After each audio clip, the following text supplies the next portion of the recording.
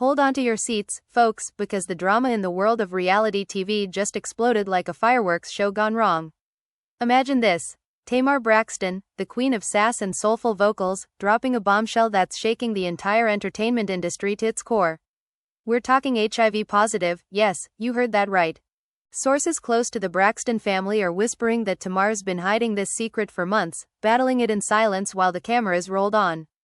But wait, it gets juicier. Enter Yandy Smith-Harris, the fierce mogul from Love and Hip Hop, who's allegedly gone full warrior mode and attacked Tamar in a heated confrontation that left jaws on the floor. Picture the scene. Screams echoing through a lavish Atlanta mansion, fists flying, and accusations hurling like daggers. Was it jealousy over Tamar's spotlight? Or something deeper, tied to old grudges from their reality TV crossovers? Emotions ran high as Yandy reportedly lunged at Tamar, screaming about betrayals and lies that could tear families apart.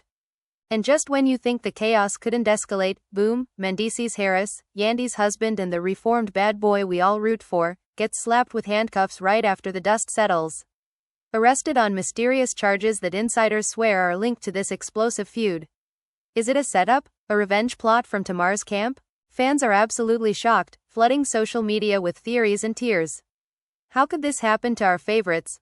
One devotee tweeted, while another raged, Yandy crossed the line, protect Tamar at all costs. The Braxton sisters are rallying, but whispers of family division are already spreading like wildfire. What started as a simple get-together turned into a nightmare of health revelations, physical altercations, and legal nightmares. Stick around because we're diving deep into every scandalous detail, from the tearful confessions to the courtroom drama that's about to unfold. You won't believe the twists coming your way. This is the story that's got everyone talking, and it's only getting wilder. The night started like any other high-profile gathering in Atlanta's elite circles, but by the end of it, everything had shattered into pieces that no one saw coming. It was supposed to be a low-key celebration for a mutual friend's new business venture, the kind of event where reality stars, music execs and influencers mingle under crystal chandeliers while sipping expensive champagne. Tamar Braxton arrived looking flawless as always, that signature red lip and confident strut turning heads the moment she stepped through the double doors. Insiders say she had been quieter lately, more reserved than her usual bubbly self, but no one thought much of it. Everyone just assumed it was the stress of her latest music project or the endless family drama that follows the Braxtons everywhere. Yandy Smith-Harris showed up fashionably late, arm in arm with Mendeecees, both of them radiating that power couple energy they've perfected over the years. Love and Hip Hop fans know the history. Yandy's always been the businesswoman who doesn't back down, and Mendeecees has spent years trying to leave his past mistakes behind. They greeted people warmly, laughing and posing for photos, but sources close to the scene say the tension was already simmering the second Yandy locked eyes with Tamar across the room. Whispers had been circulating for weeks about some old beef resurfacing, something tied to a business deal gone wrong years ago when their paths crossed on a crossover episode that never fully aired. No one knew the full story, but everyone could feel the air thicken. As the night wore on, the group migrated to a private lounge area upstairs, away from the main party. That's when things took a sharp turn. According to multiple eyewitnesses who spoke exclusively to us, Tamar pulled Yandy aside for what was supposed to be a quick private chat. Friends say Tamar had been debating whether to open up about her health struggle. She had confided in only a handful of people, including her sisters, and the weight of carrying it alone was crushing her. She chose that moment, maybe hoping for understanding from another strong black woman in the industry who had faced her own storms. But what happened next was anything but supportive. Voices started rising almost immediately. You think you can just drop this on me like it's nothing? Yandy allegedly snapped, her tone sharp enough to cut glass. Tamar, already emotional, fired back, I trusted you, Yandy. This isn't about you. The argument escalated fast. Words turned personal. Accusations flew about loyalty, about who was really there for who during tough times. Then came the bombshell. Tamar reportedly said something along the lines of, you don't know what it's like to fight for your life every single day, and that's when the room froze. People nearby started piecing it together. HIV positive. The rumor mill had been buzzing quietly, but hearing it out loud in that moment felt like a grenade going off. Yandy's reaction was explosive. Witnesses describe her face twisting in disbelief, then anger. You're lying. You're using this to get sympathy. She shouted, stepping closer. Tamar, tears streaming now, tried to back away, but Yandy wasn't having it. In a split-second decision fueled by pure rage, Yandy allegedly lunged forward, grabbing at Tamar's arm and shoving her against the wall. Screams erupted. "Get off me," Tamar yelled, pushing back hard. Security rushed in, but not before a full-on scuffle broke out, hair pulling, nails scratching, champagne glasses shattering on the marble floor. It was chaos, pure and ugly, the kind you never expect from two women who've built empires on camera but clearly still carry deep wounds off it. Mendeecees, who had been in another part of the lounge talking business, heard the commotion and bolted over. He tried to pull Yandy away, shouting, "Baby, stop, this ain't you," but Yandy was in full defense mode, screaming about how Tamar had been spreading lies behind her back, how this revelation was just another ploy to steal the spotlight from their family. Tamar, bruised and shaken, collapsed into a chair as her team surrounded her, one sister already on the phone with lawyers. The room divided instantly, some people siding with Tamar, calling Yandy out for attacking someone during such a vulnerable moment, others defending Yandy, saying she was provoked and that Tamar had no right to drop something so heavy without warning. Outside, paparazzi had already caught wind that something major was going down. Flashes lit up the driveway as people started leaving in a hurry. Social media caught fire within minutes. Hashtag Tamar HIV trended worldwide before anyone even confirmed it, mixed with hashtag Protect Tamar and hashtag Yandy wrong hashtags battling for dominance. Fans were heartbroken, angry, confused. One viral tweet read, "If this is true, Yandy should be ashamed, health isn't a weapon." Another countered, "Tamar's been shady for years, maybe she pushed Yandy too far." The Braxton family group chat was blowing up, Tony, Tracy, Tawanda all texting in panic, demanding details while trying to keep their mother from finding out through the internet. Back inside, Mendeecees stayed by Yandy's side, trying to calm her down as security escorted Tamar and her entourage out a side exit to avoid the cameras. But the damage was done.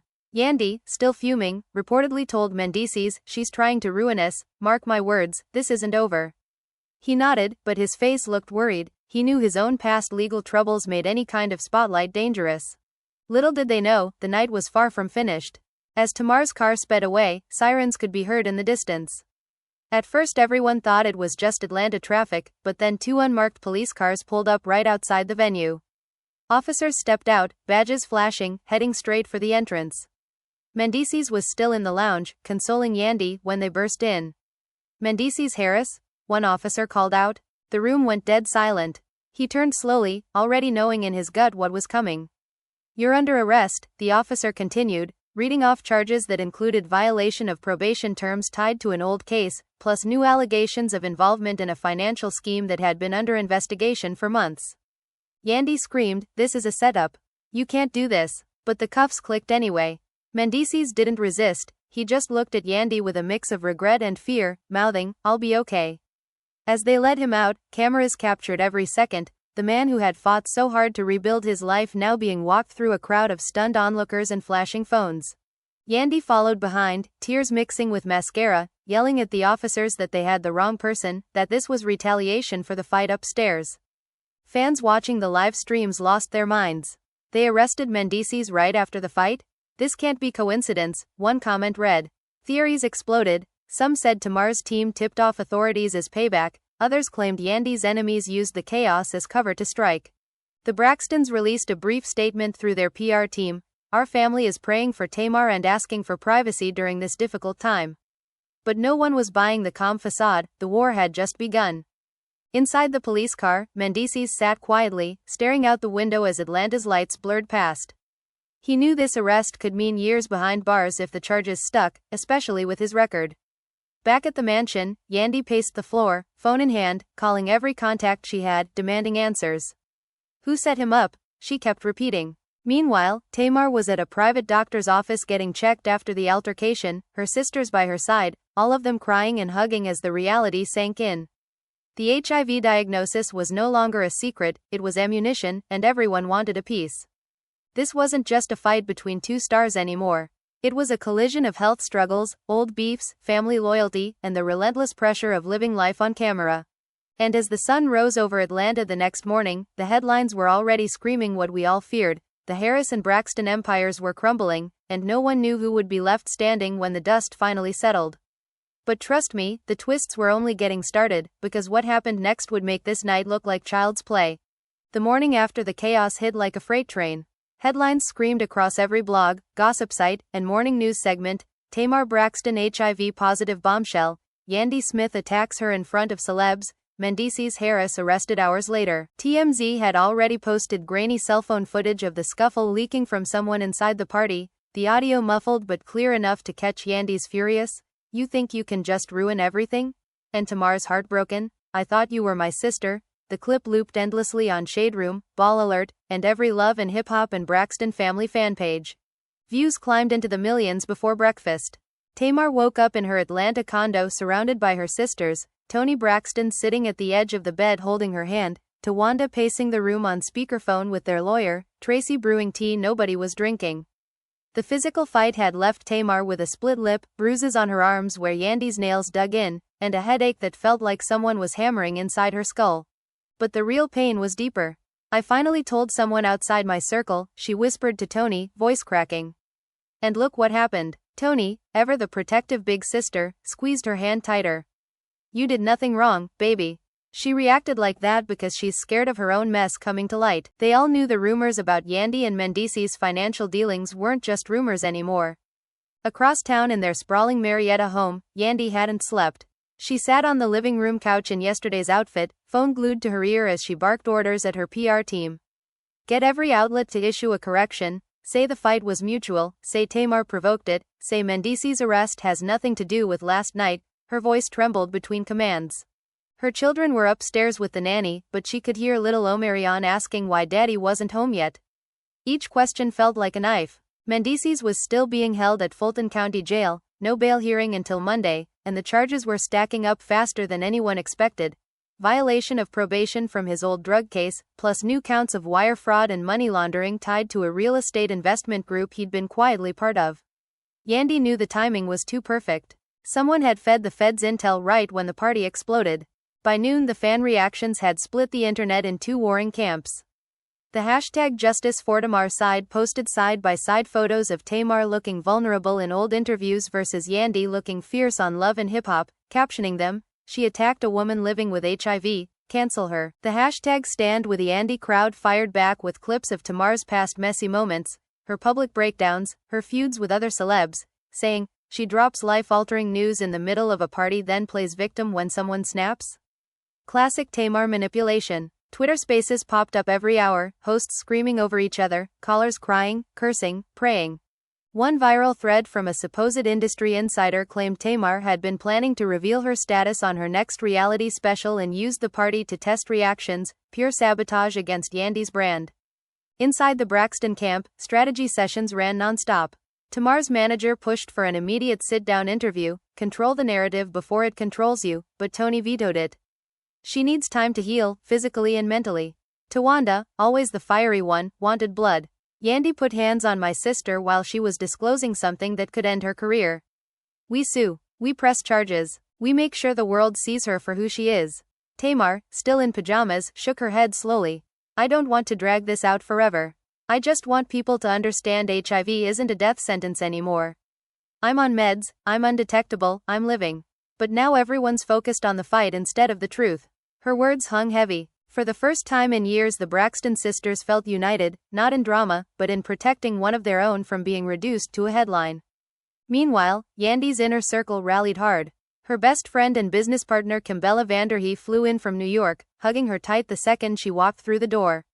This is bigger than one night, Kimbella said. Someone wants Yandy and Mendeecees taken down. We figure out who, then we hit back twice as hard. They spent hours combing through Mendeecees' recent emails, phone logs, anything that could point to who tipped off the authorities. One name kept surfacing, an old associate from his pre-prison days who'd been quietly resentful ever since Mendeecees cut ties to go legit. But proof was thin. Yandy stared at her laptop screen, eyes red. If this is retaliation for something he did 15 years ago, why now? Why last night? Sunday brought the first public statement from Tamar. Posted to Instagram in simple black text over a soft focus photo of her holding a single rose. To my family, my fans, my warriors, yes, I am living with HIV. I was diagnosed over a year ago. I take my medication every day. My viral load is undetectable. I am healthy, I am strong, and I am not ashamed. What happened at the party was painful and unnecessary. I never intended to weaponize my status. I was trying to be honest with someone I thought I could trust. I pray for healing, for everyone involved. Love always, T. The post racked up over 2 million likes in hours.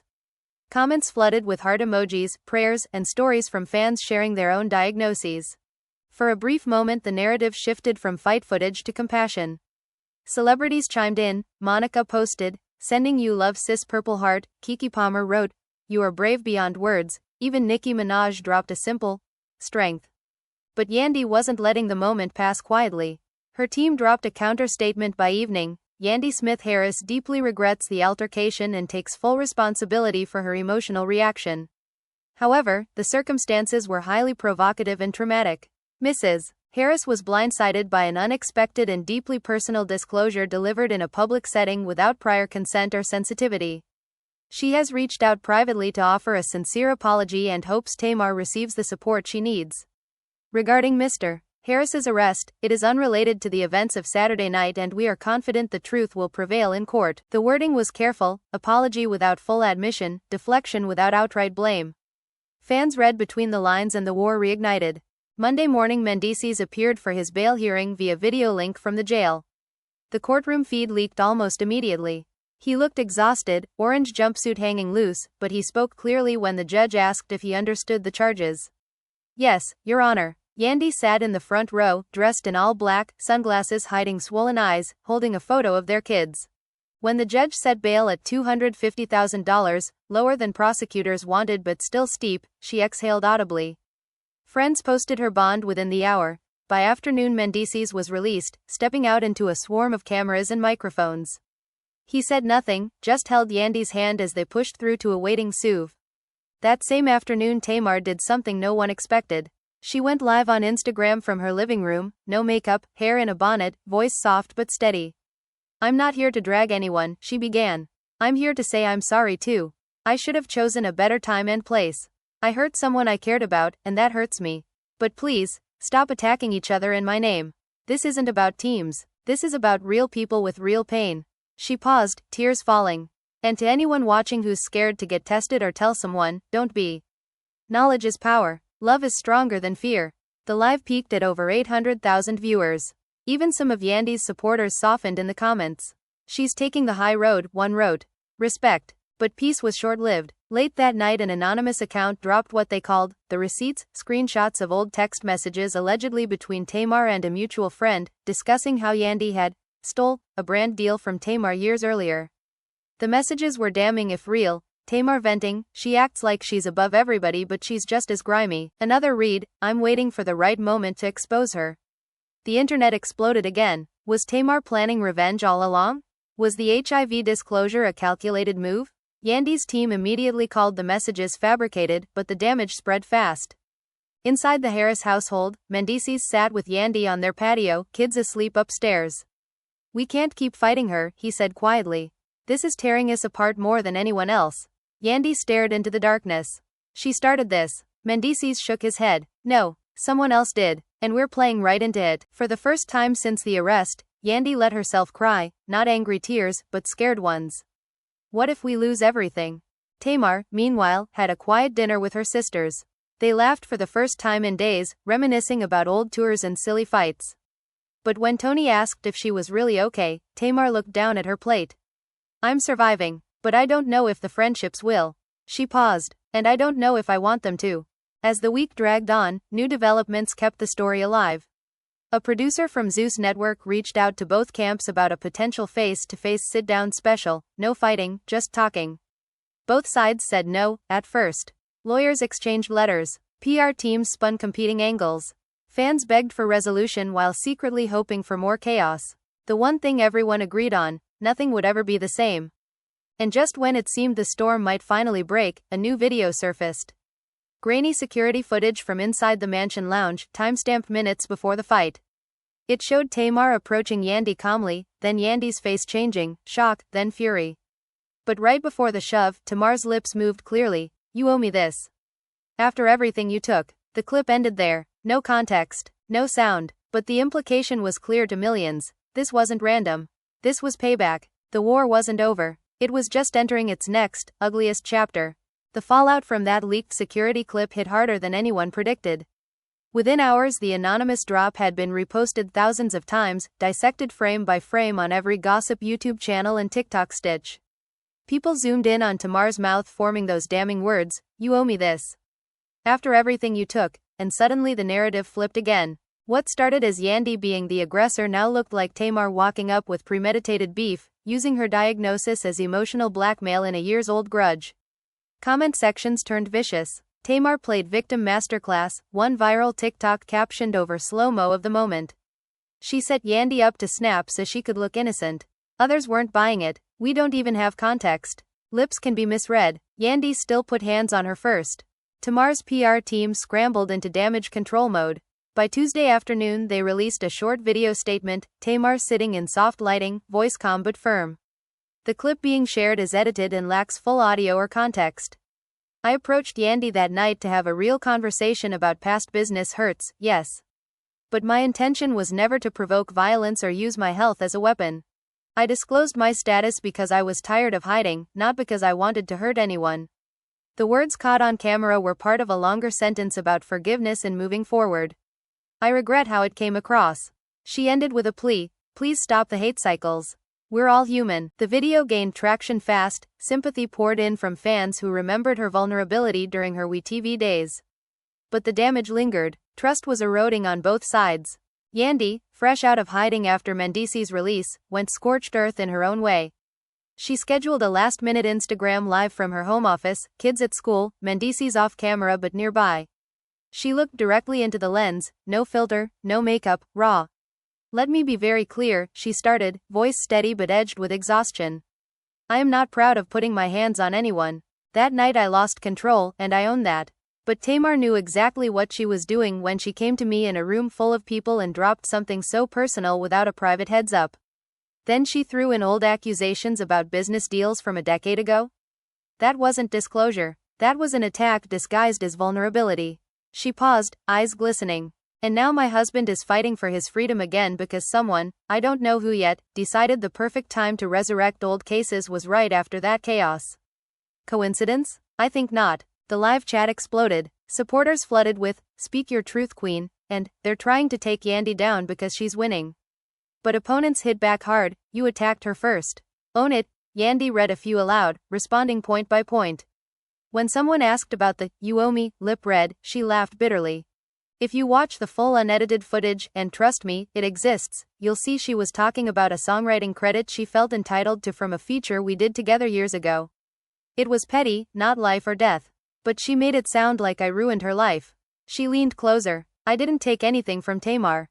If anything, I've lifted up every woman I've worked with. But some people can't handle when you outgrow the drama." Mendeecees appeared briefly at the end, sitting beside her. He looked thinner, eyes tired from sleepless nights and holding. "I'm not here to point fingers," he said quietly. "But my kids are asking why Daddy was gone. My wife is hurting. Whatever beef existed, it shouldn't have cost my family like this." His voice broke on the last word. Yandy reached for his hand. The vulnerability caught even critics off guard. For a moment the live felt less like a battlefield and more like two people pleading for understanding. When it ended, the view count topped 1.2 million. Clips circulated for days. Behind closed doors though, the legal machines were revving up. Tamar's attorney sent a cease and desist to the anonymous account that dropped the clip, demanding they reveal their source or face defamation action. Yandy's team filed paperwork to subpoena the mansion's full security system, every camera angle, every audio track. Both sides lawyered up heavy. Whispers started in industry circles that a major network was quietly shopping a reunion special, Braxton's vs. Harris, the showdown. Producers dangled seven-figure deals if both camps agreed to mediated sit-downs, polygraphs, the works. Tamar reportedly laughed it off, "I'm not turning my diagnosis into circus entertainment." Yandy's response was colder, "If they want truth, pay for the real footage first." Midweek brought the first big twist no one saw coming. A former Love and Hip Hop producer, who'd worked on seasons when Yandy and Tamar crossed paths, went public on a podcast. He claimed the bad blood traced back to 2018, when Tamar was pitched as a guest star on Yandy's spin-off but got cold feet last minute. According to him, Tamar felt Yandy blackballed her by bad-mouthing her work ethic to execs. Yandy's camp called it lies. The producer had been fired years ago and had an axe to grind. But then another voice chimed in. Tamar's old backup singer turned influencer posted a cryptic IG story. A photo of an old contract with both names on it, redacted dollar amounts, captioned, "Some debts never get paid." Fans connected dots fast. Was the "you owe me" about money? Credits? A broken promise? Tamar addressed it indirectly during a Zoom therapy session she shared snippets of on her Patreon. "Past hurts don't disappear just because time passes," she said softly. "I've forgiven a lot, but forgiveness doesn't mean forgetting boundaries." Her vulnerability kept winning hearts, especially among the HIV-positive community. Support groups online started featuring her story in newsletters, praising her for destigmatizing treatment. Celebrities kept showing up. SZA DM'd her privately, sharing her own health scares. Lizzo posted a throwback photo of them together with "Real queens lift each other up." Yandy countered by doubling down on her empire. She announced a surprise clothing drop tied to her Boss Moves Only brand, with proceeds going to HIV/AIDS research nonprofits. The move was brilliant PR, critics couldn't attack charity. Sales crashed the website in the first hour. Mendeecees, meanwhile, met with his legal team daily. The fraud charges were shaky, mostly circumstantial wire transfers from years back, but the probation violation was solid. One missed check-in while the investigation heated up was enough to lock him up again if they pushed. He started wearing an ankle monitor pending trial, a constant reminder that freedom was fragile. Thursday night the story took its darkest turn yet. An anonymous tip to TMZ included audio, allegedly from Tamar's phone, of her talking to a friend days before the party. "I'm tired of Yandy acting like she's untouchable. Maybe it's time she feels what it's like when your whole world flips." The clip was short, no context, but damning enough. Within minutes #Tamar setup trended. People accused her of orchestrating the entire night, disclose the diagnosis publicly to bait Yandy into reacting, then tip authorities about Mendeecees' payback. Tamar's team called it doctored eye garbage. Deepfake audio is everywhere now. But doubt had been planted. Yandy seized the moment. She posted a single photo on Instagram, her and Mendeecees with their kids, captioned, "Family over everything. We don't fold." No words about Tamar, just the image. It spoke louder than any rant. Likes poured in from unlikely places, even some Braxton fans quietly double-tapped, torn between loyalty and exhaustion. Tamar spent that night alone for the first time since the incident. She sat on her balcony overlooking the city, phone off, thinking about how one conversation had spiraled into this monster. She thought about her viral load numbers, still undetectable, about the meds she took every morning like clockwork. She thought about how she'd fought to stay alive, only for the world to reduce her to a villain in someone else's story. Tears came, but so did clarity. She picked up her phone, opened notes, and started typing what would become her next move, a full-length YouTube video, no PR filter, just her truth.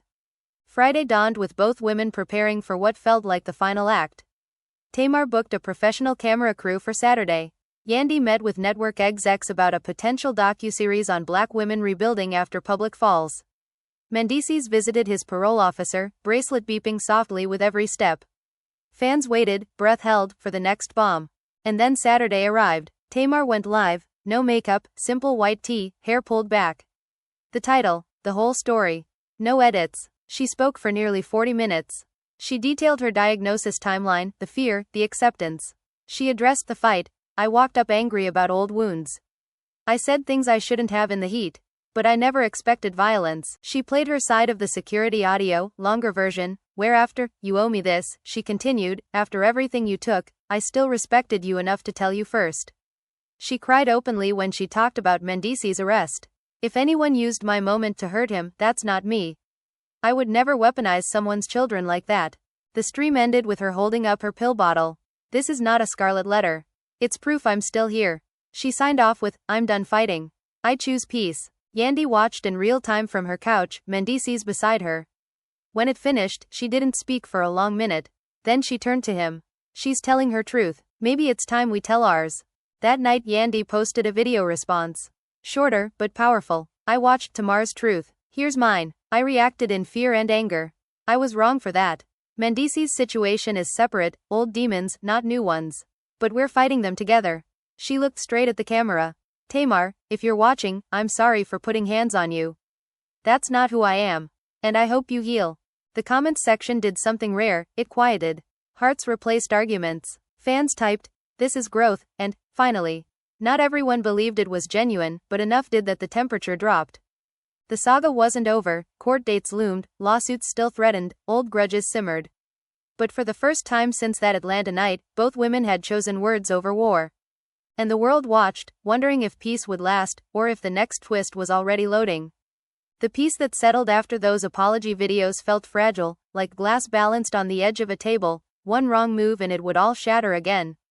For a few days the headlines shifted slightly: Tamar and Yandy call truce, growth in the midst of chaos, HIV awareness wins as beef takes backseat. Fans posted side-by-side montages of the two women's statements, soundtracked to uplifting R&B, captioning them, "Black women healing publicly is everything." Support groups amplified Tamar's pill bottle moment, turning it into memes of empowerment, undetectable, unstoppable. Even some Love and Hip Hop alums weighed in quietly. Joe Budden podcast guests debated it civilly for once, admitting both sides had valid pain points. But underneath the surface calm, resentment still bubbled. Tamar kept her distance, no likes on Yandy's posts, no follows returned. Yandy did the same. Mendeecees, now adjusting to house arrest with the ankle monitor blinking every few hours, spent his days in lawyer meetings and family time. He told Yandy one evening while the kids played in the yard, "We can't pretend it didn't happen, but we also can't let it define the rest of our lives." She nodded, but her jaw stayed tight. Forgiveness was one thing, forgetting was another. Then came the Monday bombshell nobody expected. A federal indictment dropped publicly, Mendeecees named in a multi-defendant racketeering case tied to a nationwide real estate flipping scheme from 2015 to 2018. Prosecutors alleged he'd used shell companies to launder money from questionable investors, some with documented ties to his old street associates. The timing screamed conspiracy to Yandy. "They waited until the world was watching us bleed to drop this," she told her attorney over speakerphone, voice shaking with rage. The new charges carried mandatory minimums that could mean decades if convicted. Bail revoked pending hearing. Mendeecees would be taken back into custody that same afternoon. Yandy broke down in their kitchen, sliding to the floor as Omarion toddled over asking why mommy was crying. She held him close, whispering, "Daddy's coming home soon," even as doubt clawed at her chest. Social media reacted instantly. #FreeMendeecees trended alongside conspiracy threads claiming the FBI had used the party footage as pretext to reopen dormant files. Some fans pointed fingers at Tamar again. She said she didn't tip them off, but who else had motive? Others defended her fiercely. Stop blaming a woman for living with HIV and speaking her truth. Tamar saw the headlines while scrolling in bed. Her heart sank. She hadn't spoken to Yandy since the videos, but this felt different, bigger, uglier. She called Tony immediately. "They're saying it's connected to the fight. I swear I never contacted anyone." Tony believed her, but the internet didn't care about truth anymore. Death threats started sliding into Tamar's DMs, graphic, unhinged messages blaming her for tearing a family apart. She turned off comments, went private, but the damage spread. Her upcoming tour dates started getting quiet cancellations, sponsors pulled back citing controversy. By Wednesday both women were in survival mode. Yandy hired a high-profile criminal defense team out of D.C., the kind that handled celebrity cases with national security implications. They issued a blistering press release. "Mr. Harris is the victim of selective prosecution fueled by public spectacle. These charges recycle decade-old allegations previously deemed insufficient for indictment. We will prove his innocence and expose those who weaponized media attention against him." The subtext was clear: someone had fed the story to prosecutors at the worst possible moment. Tamar, meanwhile, decided silence wasn't working. She booked a major interview with The Breakfast Club, her first since the diagnosis reveal. Charlemagne, DJ Envy, and Jess Hilarious sat across from her in the iconic studio, air thick with anticipation. She walked in wearing all white, symbol of peace, she later explained, and sat with poise that surprised even her critics. First, she began after greetings, "I want to say publicly, I did not have anything to do with Mendeecees' legal troubles. I would never use my platform or my pain to hurt children or destroy a home. That's not who I am." Charlemagne leaned in. "But people are saying the timing," Tamar nodded. "I know what they're saying. And I get why they think it. But I was focused on my health, my music, my healing. Not revenge." She teared up when talking about the fight. "I went to Yandy that night carrying years of hurt, business deals that fell through, promises that weren't kept, feeling overlooked. I said things out of pain. She reacted out of shock. We both lost control. But violence isn't the answer, and neither is blaming me for federal charges." The interview went viral. Clips of her saying, "I pray for Yandy and Mendeecees every night," circulated with crying emojis. Even skeptics softened. "She sounds genuine," one Breakfast Club caller admitted on the after show. Yandy watched the full episode alone in her home theater, arms crossed, expression unreadable. When it ended, she texted her best friend Kimbella. She didn't have to do that. But she did. Kimbella replied instantly, "Maybe it's real. Maybe it's time to let it go." Thursday brought the bail revocation hearing. Mendeecees appeared in court via video, orange jumpsuit again, beard growing and patchy from stress. The judge listened to arguments. Defense claimed no flight risk, family ties strong, charges circumstantial. Prosecution painted him as a repeat offender leveraging fame to skirt consequences. Bail denied. Remand ordered. Yandy sat in the gallery, face stoic, but her hands trembled in her lap. When the gavel fell, she stood abruptly and walked out before cameras could catch her tears. That night she did something unprecedented. She went live unannounced, no makeup, hair in a scarf, voice hoarse. "I'm not here to beg or perform," she said. "I'm here as a wife, as a mother, as a woman who's tired." Mendeecees made mistakes years ago. He served his time. He changed. But the system doesn't always see change, it sees records. And right now they're using every headline to justify keeping him away from us. She paused, swallowing hard. "Tamar, if you're watching, thank you for your words on the Breakfast Club. I heard them. I'm not ready to hug it out on camera, but I hear you. And I'm sorry again for that night. I was scared. Scared of losing control, scared of secrets coming out. But fear made me ugly. I'm working on that." The live ended quietly. No dramatic music, no call to action. Just her signing off with, "Pray for my family." Viewership hit record numbers for her page. Comments filled with prayers instead of arguments. For the first time, the two fanbases overlapped, #Pray for Yandy and #Pray for Tamar appearing in the same threads. Friday Tamar responded, not with a video, but a simple Instagram post. A black square with white text, "To Yandy, I accept your apology. I offer mine again. Healing isn't linear, but it's possible. Sending love to you, Mendeecees, and your beautiful babies. We don't have to be friends, but we don't have to be enemies either." She attached a photo of sunlight breaking through clouds, subtle, hopeful. The weekend felt different. Media fatigue set in. Outlets moved on to newer scandals. Fans started posting throwback clips of both women supporting each other in old interviews, reminding everyone that before the beef, there was mutual respect. Tamar resumed recording sessions, channeling the pain into lyrics about resilience. Yandy focused on her children, visiting Mendeecees every allowed day, bringing drawings from the kids taped to manila envelopes. Then came the quietest twist of all. A week later, an anonymous source leaked to a small blog that the tip leading to Mendeecees' indictment had come from an old business rival, not Tamar, not Yandy, but a former partner who'd lost millions when Mendeecees pulled out of a deal post-prison. The rival had allegedly waited years for the right moment, and the party fight provided perfect cover. Heightened scrutiny meant old files got dusted off. Yandy's investigators confirmed it independently. No Braxton involvement, no setup from Tamar's camp. Yandy called Tamar that night. Private number to private number. No cameras, no audience. The conversation lasted 23 minutes. They didn't rehash every hurt. They didn't cry or yell. They mostly listened. Yandy said, "I was wrong about a lot." Tamar replied, "So was I." They agreed to let lawyers handle the rest, no civil suits, no public dragging. Mendeecees' defense team would push the new info in court. Tamar would continue her advocacy work. Separate paths, but no more war. The call ended with a simple, "Take care." No promises of friendship. But something shifted, anger replaced by something quieter. Understanding, maybe. Or just exhaustion. Months passed. Mendeecees' case dragged through motions and delays. Some charges dropped when the rival's credibility crumbled under cross-examination. Others stuck, but plea negotiations began. Tamar released a single, "Still Here," with proceeds to HIV nonprofits. It charted modestly but meaningfully. Yandy launched a podcast about second chances, interviewing formerly incarcerated entrepreneurs. Both women avoided mentioning each other publicly. Fans noticed the silence and, slowly, moved on. The hashtags faded. New drama took center stage. But in quiet moments, Tamar would think of that night and feel the scar tissue, not gone, but no longer bleeding. Yandy would watch her kids sleep and remember the fear that fueled her worst moment, vowing never to let it win again. The Atlanta mansion party became legend, a cautionary tale of how secrets, old wounds, and one bad reaction could nearly destroy everything.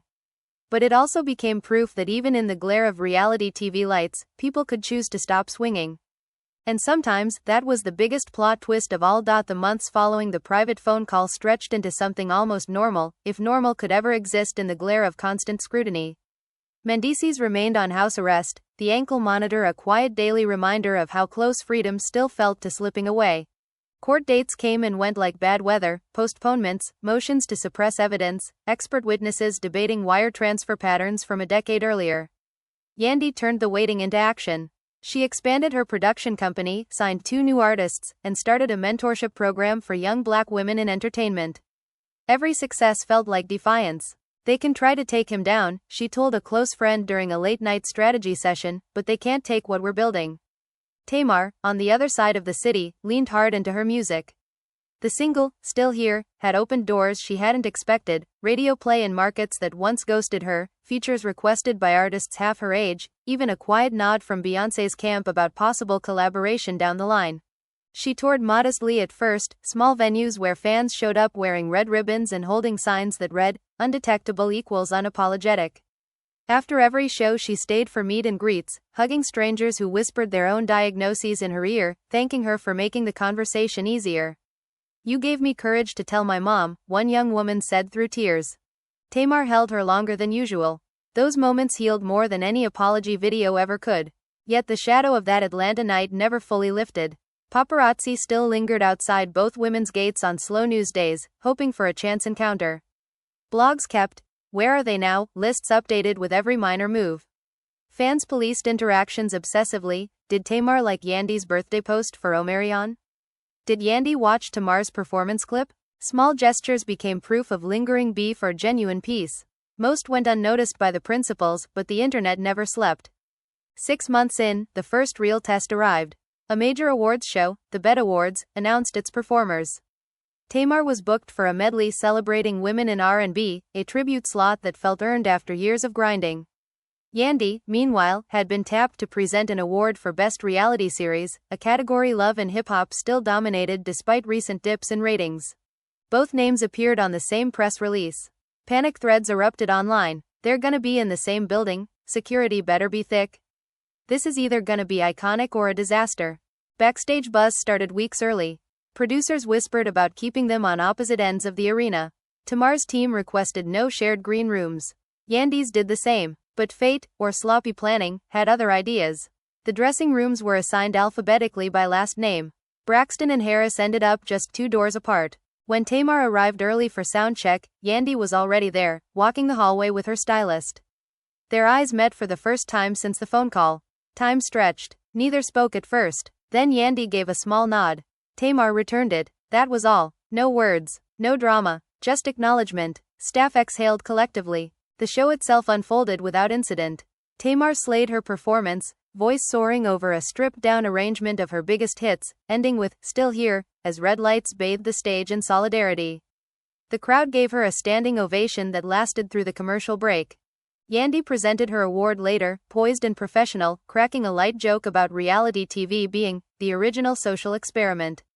When the camera panned to Tamar in the audience, she clapped politely. Yandy glanced her way for half a second. Another nod. Subtle, private, powerful. After parties became the next battlefield, or so everyone thought. Tamar skipped most, citing early flight. Yandy attended one, the official BET Afterglow, staying just long enough for photos and handshakes. No crossover. No confrontation. The next morning blogs ran headlines like, "Tamar and Yandy successfully avoid each other at BET Awards, mature or messy." Fans argued in comments for days. But the women themselves stayed silent. Sometimes silence says more than statements. A year after the party, Mendeecees' case finally reached a turning point. The prosecution's star witness, the old rival, crumbled on the stand. Text messages surfaced showing he'd actively shopped the story to multiple outlets before the indictment, bragging about, "Finally getting mine." The judge dismissed 2 major counts for lack of evidence. The remaining charges were reduced in a plea deal: time served on the probation violation, 3 years probation, community service, and restitution. Mendeecees walked out of court a free man, restricted but free. Yandy waited outside in a black SUV, kids in the back waving homemade signs. When he climbed in, the family hugged for a long minute before driving away from the flashing cameras. That night they celebrated quietly at home. No big party. Just takeout, music, and the kids running circles around a daddy who could finally chase them without an electronic tether. Yandy posted one photo to Instagram. Mendeecees holding both children, her arm around his waist, captioned simply, "Home." No explanation, no shade. The likes rolled in from unexpected places, including a single heart emoji from Tamar's verified account. Yandy saw it. She didn't respond publicly, but she screenshotted it and showed Mendeecees. He smiled. Small steps. Tamar marked the one-year anniversary of her public disclosure differently. She hosted a private event for HIV advocates, doctors, and long-term survivors. No cameras allowed except for a short clip she released later, her standing in a circle of people, each holding a candle. She spoke about stigma, about medication access, about love after diagnosis. "I used to think this would end me," she said on camera. "Now I know it's just another part of my story." The clip went viral in the best way, shared by Yandy, by WHO spokespeople, by everyday people. Views climbed into the tens of millions. For once, the conversation wasn't about a fight. It was about survival. As the second year approached, the two women's paths crossed again, this time professionally. A charity gala for women's health initiatives invited both as honorees. Tamar for her advocacy work. Yandy for her philanthropy through her foundation. Organizers braced for drama. Instead, they got cooperation. Both accepted on condition that their segments remained separate, no joint panels, no forced photos. But the night before the event, Yandy's assistant received an email from Tamar's team. A simple request. Could they coordinate arrival times to avoid hallway awkwardness? Yandy agreed. They arrived 30 minutes apart. No issues. During the gala, Tamar accepted her award first. She thanked her family, her fans, her medical team. Then, in a moment that hushed the room, she added, "To anyone who's ever hurt me or whom I've hurt, thank you for the lessons. Pain teaches, but grace heals. I choose grace tonight." Polite applause swelled into something warmer. Yandy, seated at a different table, listened without expression. When her turn came, she spoke about building legacies beyond headlines. "Life will test you," she said. "It will break you if you let it. But family, purpose, forgiveness, they rebuild you stronger." She didn't name names. She didn't have to. The room understood. After the speeches, as guests mingled, the inevitable happened. Tamar and Yandy found themselves near the dessert table at the same time. No escape. No cameras in that corner. They stood awkwardly for a beat. Then Tamar spoke first. "Congratulations on Mendeecees coming home." Yandy nodded. "Thank you. And congratulations on everything you're doing. It matters." Silence again. Not hostile. Just full. Finally Yandy said, "I don't know if we'll ever be cool like before." Tamar gave a small smile. "Maybe we don't have to be. But we can be civil. That's enough." Yandy extended her hand. Tamar shook it. Firm. Brief. Done. They walked away in different directions. No hugs. No selfies. But something closed that night, a chapter, not the book, but enough to let both breathe easier. Years blurred after that. Tamar released an album that critics called her most honest work yet, tracks about diagnosis, redemption, sisterhood. One song, Scar Tissue, became an underground anthem in support circles. Yandy's production credits stacked up. She executive produced a Netflix doc on Black entrepreneurship post-incarceration, with Mendeecees appearing briefly to talk about second chances. Their children grew. Omarion started middle school. Tamar became an auntie to new Braxton babies. Life moved. Occasionally fans would dig up old clips and ask, whatever happened to that beef? Newer generations would watch the grainy party footage and gasp.